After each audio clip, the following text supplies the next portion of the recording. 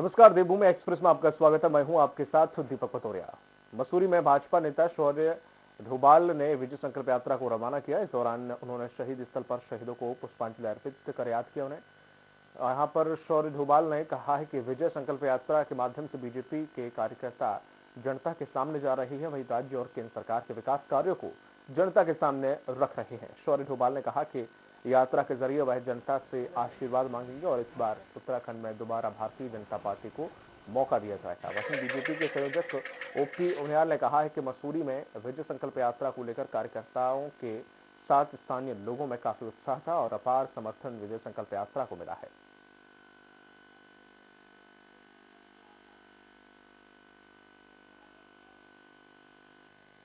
चलिए सीधे आपको लिए चलते हैं खतीमा, जहां पर भारतीय जनता पार्टी की विजय संकल्प यात्रा निकाली जा रही है।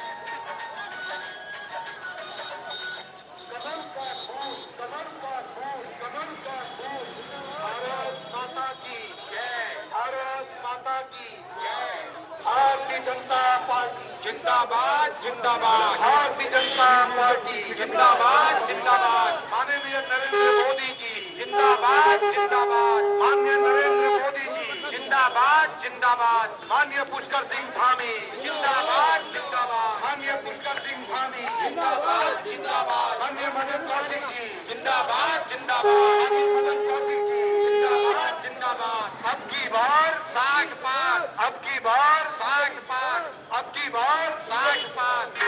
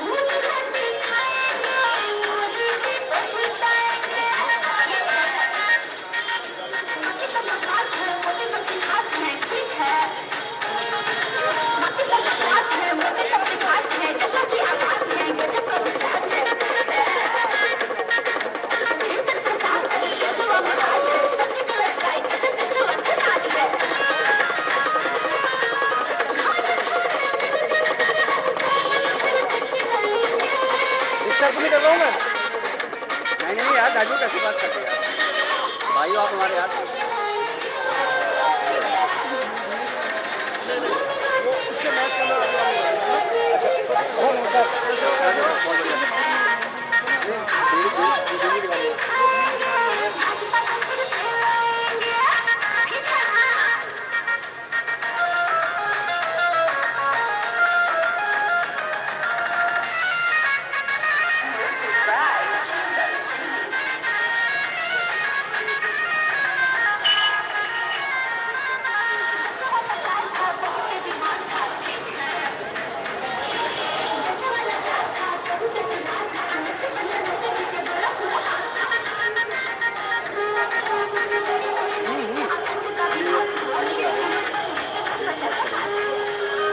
तोड़ने का भाई, कहाँ से लिया जुगाड़ करके?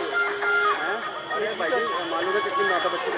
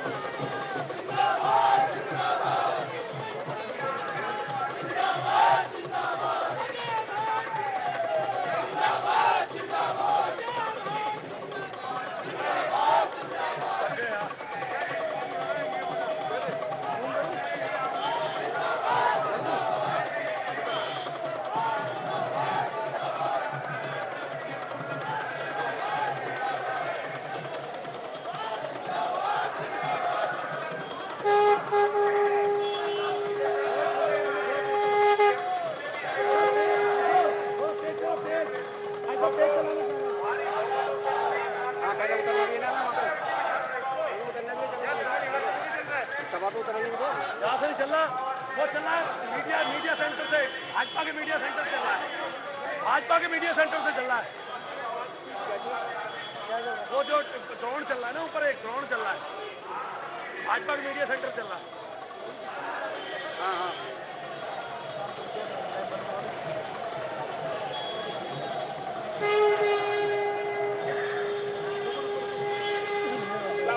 जी ने बताया ये आ गए हैं। चलो चलो चलो चलो पहुंच चुकी है। चलो चलो चलो मुबारक नहीं हुई जो आपकी शिक्षा है। रुक जा भाई, रुक जा भाई, रुक जा भाई। अरे मालूम मुझे। चलो चलो बाबा रुक जा ना, आने तो दे। यही तो है ना, ये बगल में है ना।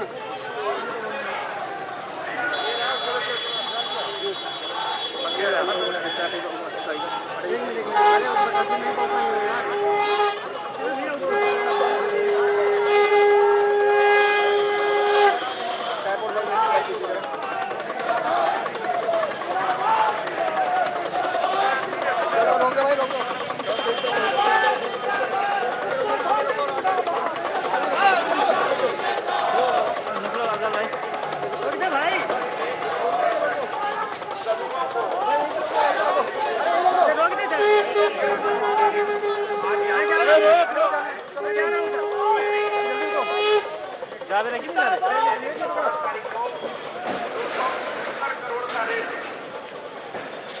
खटीमा विकास लक्ष्य को दिया गया है।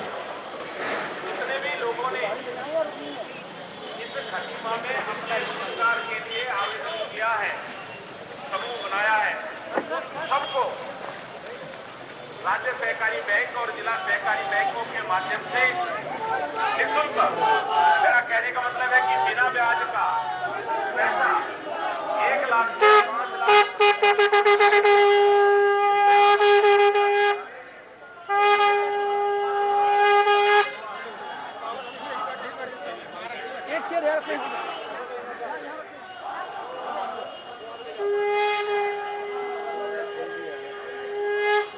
भाई आगे मत जाना कोई भी प्लीज यार, थोड़ी दूरी बना के रखो ना।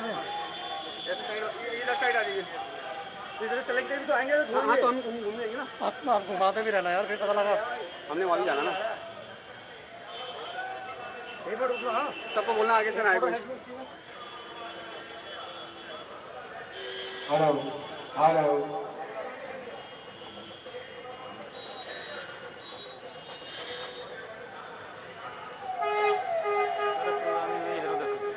मेरे चल रहा है।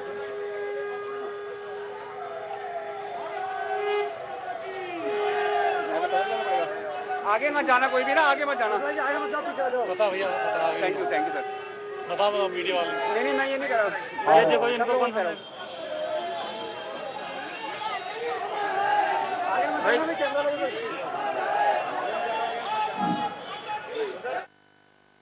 वक्त बिलाल छोटे से ब्रेक का, जल्द होंगे हासिल।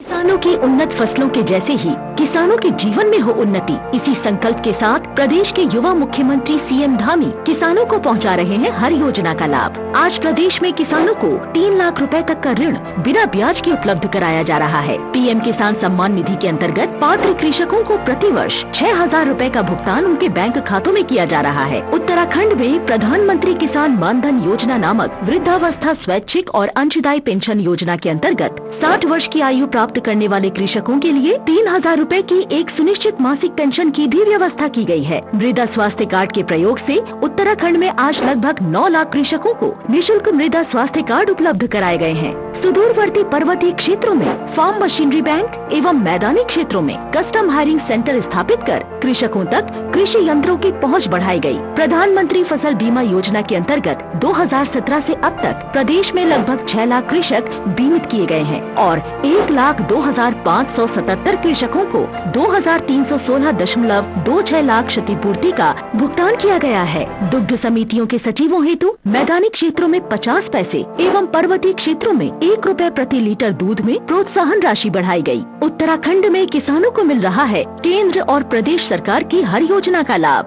किसानों के लिए समर्पित उत्तराखंड की धामी सरकार का यही है प्रयास। कुछ तो बात है, उत्तराखंड खास है।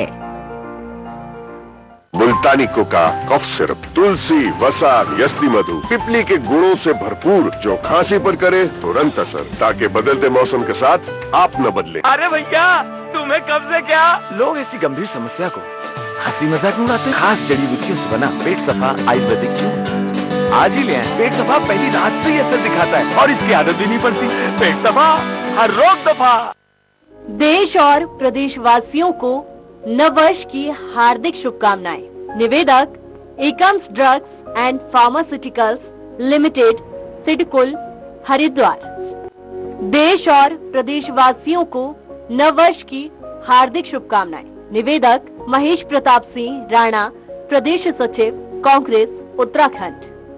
धौलापुर विधानसभा के लोगों को बहुत बहुत शुभकामनाएं। समस्त उत्तराखंड वासियों को माननीय पुष्कर सिंह धामी और समस्त देशवासियों को माननीय प्रधानमंत्री नरेंद्र मोदी जी को मेरी ओर से बहुत बहुत शुभकामनाएं। आने वाला वर्ष 2022 मंगलमय हो, मंगल कामना के साथ मैं नववर्ष की बहुत बहुत शुभकामनाएं देता हूं। Bhabha University Bhopal is recognized as the top leading institution of Madhya Pradesh, which advances your career in education. Bhabha University is right for you as we choose career before anything. It is the best place to explore dreams and discover yourself, as we provide you the 50 acres of lush green campus, top leading recruiters for placement, high-tech laboratories, excellent and trained faculty, strong academic, international immersion programs, various scholarships and many more. Bhabha University is the emerging university of Madhya Pradesh. Join Bhabha University as your future begins here. For further details, contact 9165025500. खास जड़ी बूटियों से बना पेट सफा आयुर्वेदिक चूर्ण आज ही ले आए। पेट सफा पहली रात से ही असर दिखाता है और इसकी आदत भी नहीं पड़ती। पेट सफा, हर रोग दफा।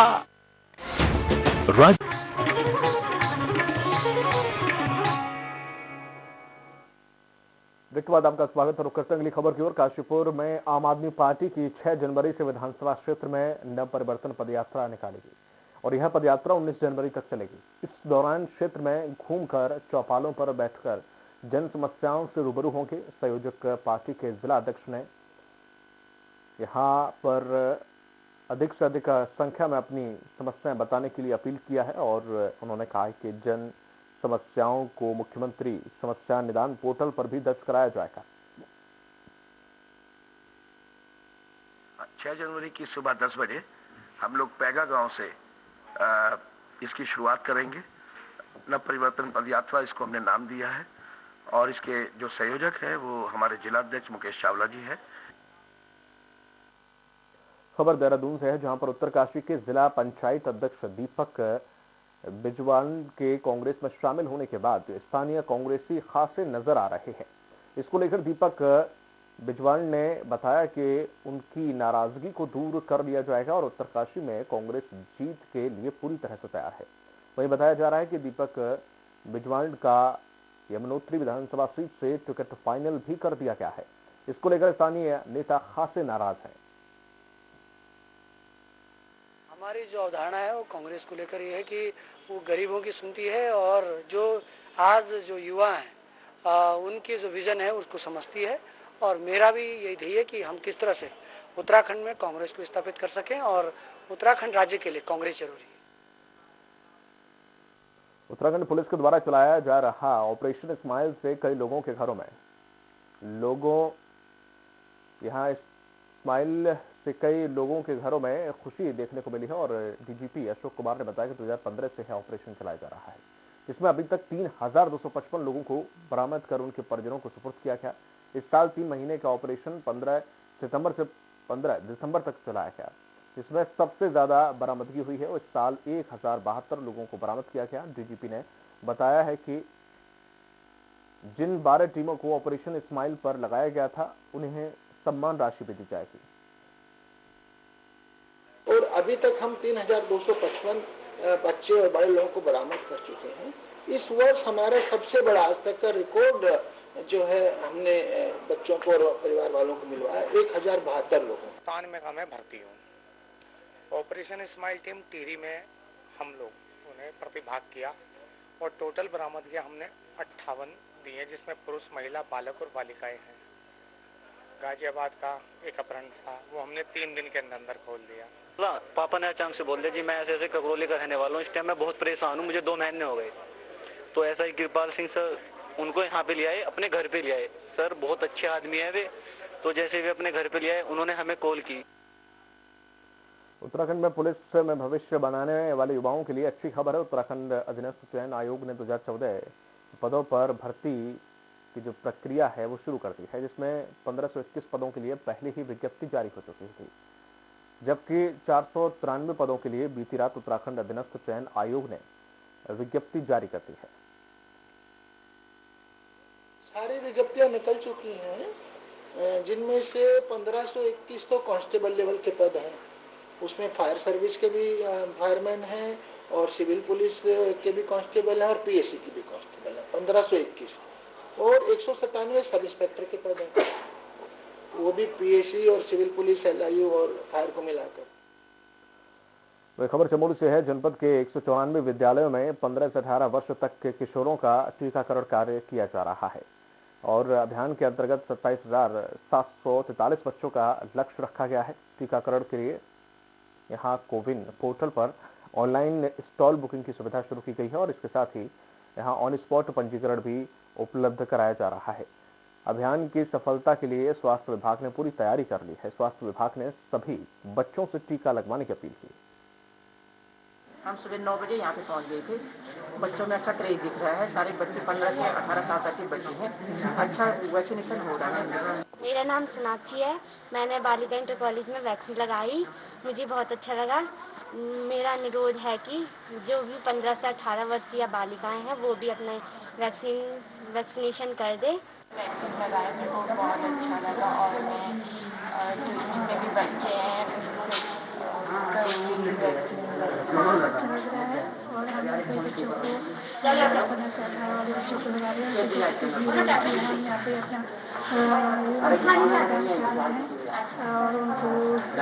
हम सुबह 9 बजे।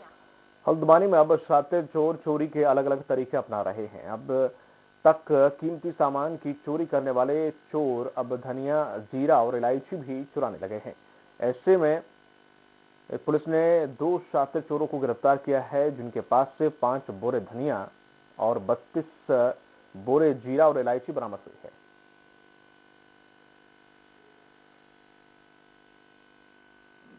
ये 3 जनवरी को डेविड शर्मा वादी द्वारा एक तहरीर दी गई कोतवाली में कि उसकी दुकान से जीरा और धनिया चोरी हो गया है, कुछ और मसाले चोरी हो गए। तो उनकी उस रिपोर्ट के उनकी उस तहरीर के आधार पर थाने में एफआईआर दर्ज की गई। मसूरी एसडीएम नरेश चंद्र दुर्गापाल ने आईडीएच बिल्डिंग के पास जंगली जानवरों से प्रभावित क्षेत्र का निरीक्षण किया। इस मौके पर यहां शिफनकोट से बेघर लोगों ने एसडीएम से उनको सुरक्षित स्थान पर शिफ्ट करने का आग्रह किया। एसडीएम ने कहा कि शिफनकोट से हटाए गए लोगों को आवास उपलब्ध कराने संबंधी मांग पर संबंधित फाइल देखने के बाद ही कोई निर्णय लेंगे।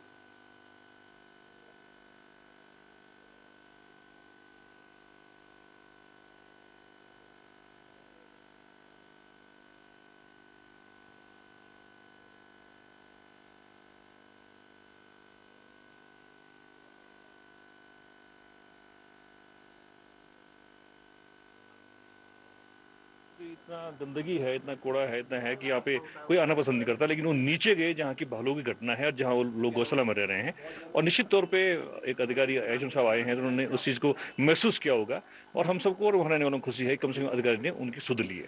ये एक कलेक्शन सेंटर है, आई थिंक मुझे लगता है नगर पालिका का, क्योंकि कूड़ा तो इन लोगों को बाहर कहीं कॉन्ट्रैक्ट पे भेजते हैं लोग, तो इसको प्रॉपर तरीके से कूड़ा कलेक्ट हो और डेली यहाँ से चला जाए बाहर, ये सुनिश्चित कराया जाएगा ताकि ये नीट एंड क्लीन रहे ये वाला इलाका।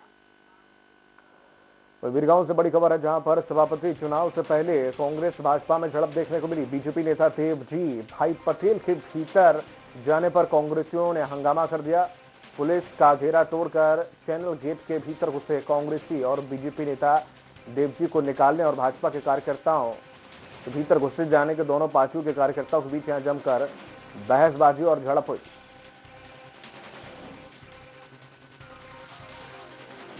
बीजेपी नेता के भीतर जाने पर कांग्रेस से भड़क गए।